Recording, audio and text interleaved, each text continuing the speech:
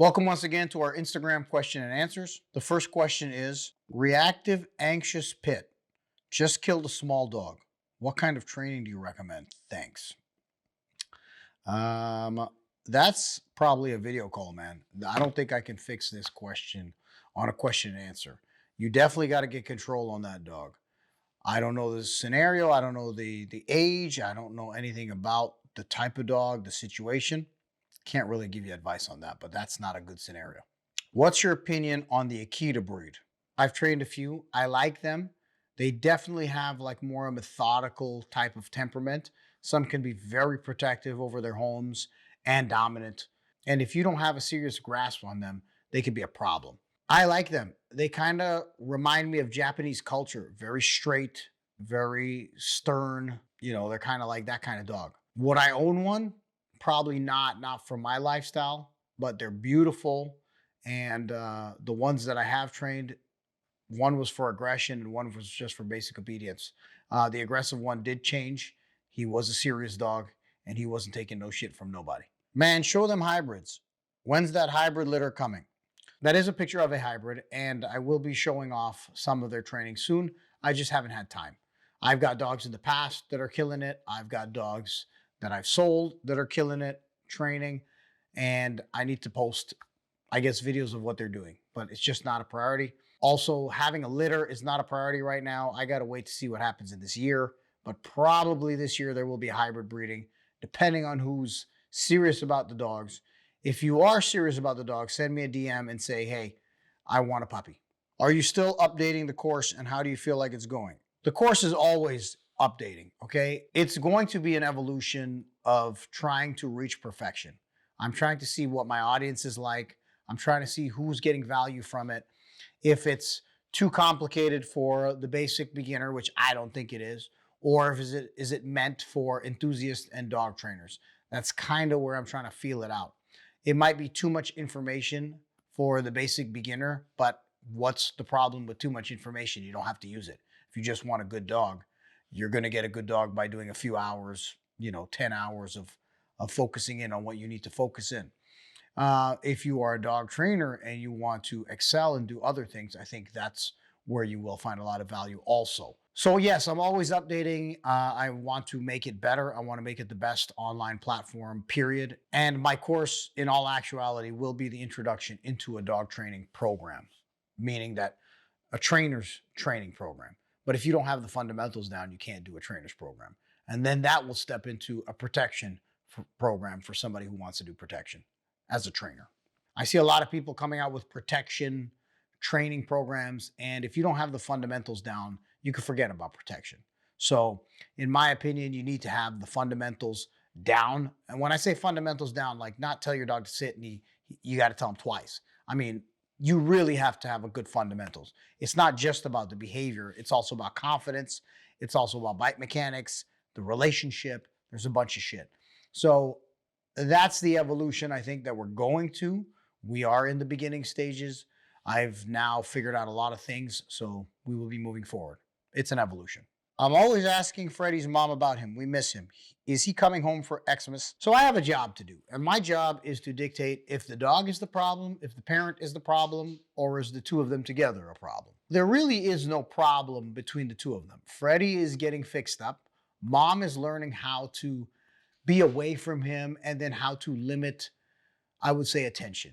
Now, you can give your dog a lot of attention, but with a dog like Freddie, if you give him too much attention and then you leave him, he gets really sad, or you'd want to call it anxiety or whatever you want to call it. So I need her to learn how to give him attention and give him love while keeping some space. As that progresses, then we can allow more freedom. Like in the beginning, when I have a puppy, I'm not cuddling them all the time. It sucks because I want to cuddle them all the time, but I'm not cuddling them all the time because I don't want them to become dependent on that. As they get older, they become very dependent, and then I start loving them, cuddling them a lot, but it doesn't affect them because when I put them in their crate, they're quiet. There's one in the crate right there. She's cuddling me all the time, but she's quiet, she's silent, she doesn't really make any noise. Part of her breed, and she's not destructive. Like a lot of these anxiety issues don't really exist. Freddie's biggest issue is anxiety. So it's just training the two of them to be together. So we will be seeing each other a few times, but yes, he'll be home for Christmas. How was sweet Freddie after seeing his mom for the first time in weeks? Freddie was fine. Freddie knows that this is his life over here, and I'm sure he misses his mom, and his mom misses him. But I need him to become independent of that sometimes. I can't have him always want to be around mom and start developing issues because he wants to be around mom. That was the reason why he came. Freddie in general is becoming really good. He is a little dog reactive. I'm going to have to work that out with the mom. Probably when the weather gets good, I'll probably invite them to group classes and figure out that. That's not a hard issue. All around, he's changed, in my opinion. He's gotten more confident. He's gotten more reliable. He recalls. He's a good dog. The only issue that I have with him now is if he sees a male dog, he tries to initiate a fight, and he's not a gangster. So we don't want that. So I'm going to cut that out. That's quick because he's already got the foundation. That's a quick fix. But I need his mother to be able to be confident and relaxed with him. So the reason why when I do a board and train, I do a few sessions before they take the dog, is I want them to, I know that the first session, they're not going to learn everything and they are going to want the dog and blah, blah, blah. I fade that out for a few sessions so they start becoming comfortable. They start becoming confident in handling the dog, and that takes time. If you just give the dog back and you give them a quick session, that's not the way that I roll, because they evolve as they come to each session. And by the time they come to a few sessions in, that's when I see, okay, they're ready to take the dog because they've learned these things and internalized them. So that's where we're at. She was great and he was great. But once again, it's a learning curve. They're learning each other. Mom's learning to be disciplined. Mom's learning to probably not give as much feedback, not as much baby talk, because these things can confuse a dog. So that's more or less what we're working on, but she did great. She's a sweetheart, and Freddie's a sweet boy. So everything should be fine. I'm happy with the way that it's progressing, and I hope that everything goes well. How would you do for a broken canine tooth? Any GTA dentist you recommend? Depends on the age of the dog. Depends how bad the tooth is broken, where it's broken, and also depends, are you going to be doing anything with that dog? If it's a sport work dog or a dog that you're competing with, then yes, there is a dentist in Oakville that I can give you the name of. If it's just your pet dog and he broke a tooth or a canine, it's not really that bad. It's affecting him now for a little bit. I wouldn't really worry about it. Unless you're going to be competitively competing with that dog, I don't think the tooth issue is something you should worry about. In all actuality, if I had to do it all over again and I had one or two competitive dogs, the first thing I would do, even though it's expensive in Canada, is I would get titanium covers for the dog's teeth before they get broken. That is something that I would do, because over the years, I've had a lot of dogs fall through the cracks because of broken teeth. Broken teeth have been an issue, and it doesn't matter how careful you are. When you're running a pack of dogs and you got them running wild in the forest and doing crazy shit, teeth do tend to break sometimes, depending on the intensity of the dog.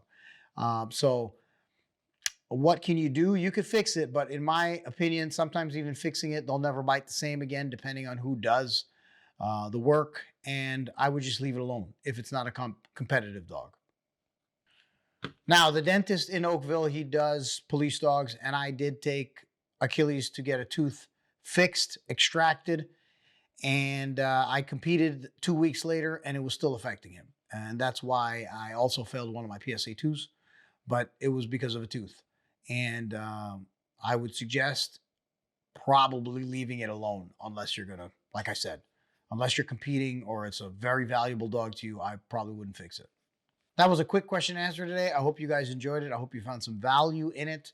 I hope it was somewhat entertaining, and I hope to see you guys next week. If you have any questions, just DM me. If you have any issues, just send me a message, and I wish you guys the best. And once again, don't be a piece of shit.